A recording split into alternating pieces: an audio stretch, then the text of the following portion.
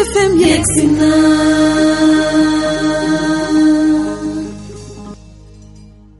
Vous pouvez y arriver. Ok? Parce que vous savez, gis naa ticket restaurant bi tout à l'heure, j'ai vu que le ticket coûte 150 francs. À l'époque, moi, j'avais pas 100 francs pour prendre le bus. Et pourtant, vous râlez parfois parce que 150 francs, c'est beaucoup. Moi, j'avais pas 100 francs pour prendre le bus. Je marchais pour aller à l'école. Aujourd'hui, je suis sur cette scène. Vous m'applaudissez, c'est parce que j'y ai cru et je me suis battue. Donc, si demain, vous voulez être comme moi, sur le grand podium, que des milliers et des milliers de personnes vous écoutent, vous applaudissent et vous approuvent, il faut croire en vous, vous battre, travailler dur pour y arriver. Et pour ça, gars, ça sert à rien naan jàng bi baaxul damay bàyyi dem Europe damay jël pirogue yi. Il vaut mieux être chez soi, gagner durement sa vie. Même si vous gagnez un peu, vous êtes au moins chez vous. Vous travaillez la terre, vous travaillez dans les bureaux, vous travaillez le pays, mais au moins on vous dira jamais si tu n'es pas content, rentre chez toi. Parce que tout simplement, vous êtes chez vous. Donc, gars, j'ai confiance en vous, je compte sur vous. Et je sais que vous allez écouter ce que je vous dis et vous allez le faire pour changer le Sénégal. Si ça ne vous satisfait pas, il faut rester ici, travailler ici pour faire avancer le pays. On est d'accord? Et tout se fait dans la paix, dans le civisme, dans la citoyenneté et non dans la guerre ni dans la violence. Et je compte sur vous. Ok? Et en attendant, écoutez votre nouvelle radio, c'est la Femme FM. C'est la radio des femmes, des enfants et de la musique. C'est parce que moi qui marchais pour aller à l'école, j'y ai cru que j'ai réussi aujourd'hui à monter ça pour mon pays. Vous pouvez aussi le faire. Comme moi, vous pouvez faire. Et je sais que vous pouvez faire plus que ce que j'ai fait. Il suffit juste d'y croire, d'avoir la patience, l'espoir, l'abnégation, et je vous assure, vous allez y arriver. Femme FM 87.9, c'est la radio qu'il faut écouter. C'est votre radio à vous. Vous ngeen ko dégloo jàppale ngeen jigéen ñi parce que day xeex àqal yelleefu jigéen. Bu ngeen ko dégloo jàppale ngeen éducation parce que njàng mee ko tax a jóg. Et enfin, bu ngeen ko dégloo, vous soutenez les artistes derrière parce que c'est pour aussi la musique. 87.9, c'est la fréquence à retenir. Et je compte sur vous et j'ai confiance en vous. Ok? Merci.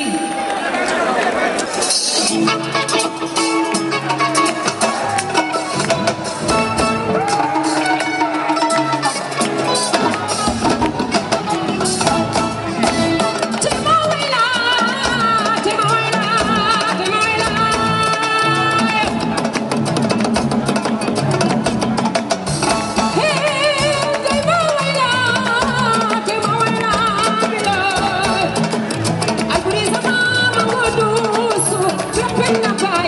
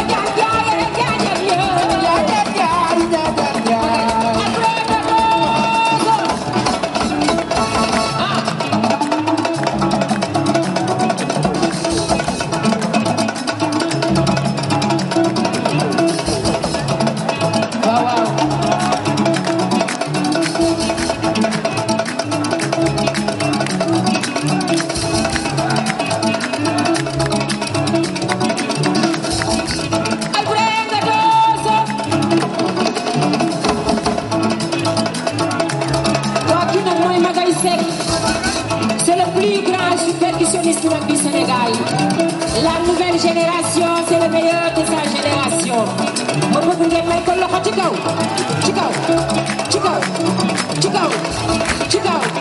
C'est le meilleur de sa génération.